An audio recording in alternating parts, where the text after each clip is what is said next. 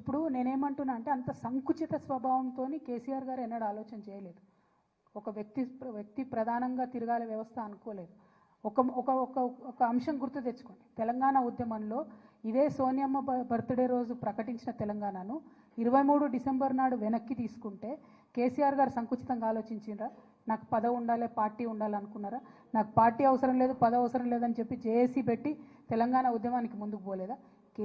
కేసీఆర్ గారిది ఒక విశాల తత్వం, రేవంత్ రెడ్డి గారిది సంకుచితత్వం. దాన్ని మార్చుకోమని చెప్తున్నాం మేము. మీరు ఇవాళ ముఖ్యమంత్రి గారి పొజిషన్లో ఉన్నారు. ముఖ్యమంత్రి అంటే రాష్ట్రానికి ఒక తండ్రి పాత్రలో ఉన్నారు. అందరి గురించి ఆలోచన చేయండి అని చెప్తున్నాం మేము. ఒకరి గురించి ఆలోచన చేయమంటలేం. ఆ తెలంగాణ తత్వమే విశాల తత్వం.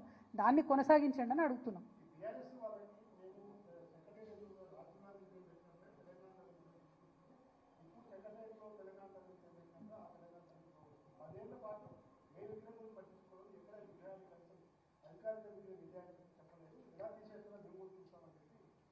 ఇప్పుడు అబద్ధాలు చెప్పడంలో గోబెల్స్ గారిని మించిపోయినారు రేవంత్ రెడ్డి గారు.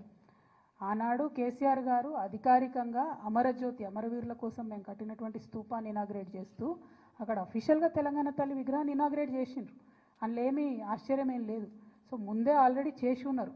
కానీ చేసి ఉన్నా కూడా తర్వాత ఆ ప్లేస్లో పెడదాము, అక్కడ ఎక్కడైతే ఇప్పుడు వీళ్ళు రాజీవ్ గాంధీ గారి విగ్రహం పెట్టినరో ఆ ప్లేస్లో తెలంగాణ తల్లిని పెట్టాలని డిజైన్స్ ఫార్ములేషన్ అన్నీ అయినాయి. కానీ వీళ్ళు సోనియా గాంధీ గారి దగ్గర మార్కులు కొట్టేయడానికి అక్కడ రాజీవ్ గాంధీ గారి విగ్రహం పెట్టుకున్నారు. కానీ అది ప్రజల ఆమోదం లేదు. రాజీవ్ గాంధీ గారికి తెలంగాణకి ఏం సంబంధం ఉన్నది? ఏముంది చెప్పండి. పోనీ రాహుల్ గాంధీ గారు, సోనియా గాంధీ గారు అంటే వేరు. కానీ రాజీవ్ గాంధీ గారితోనైతే మన ఊహ తెలిసినప్పుడు అయితే మేము చూడలేదు. తెలంగాణ ఉద్యమం గురించి, తెలంగాణ రాష్ట్రం గురించి ఆయన ఎన్నడూ మాట్లాడలేదు.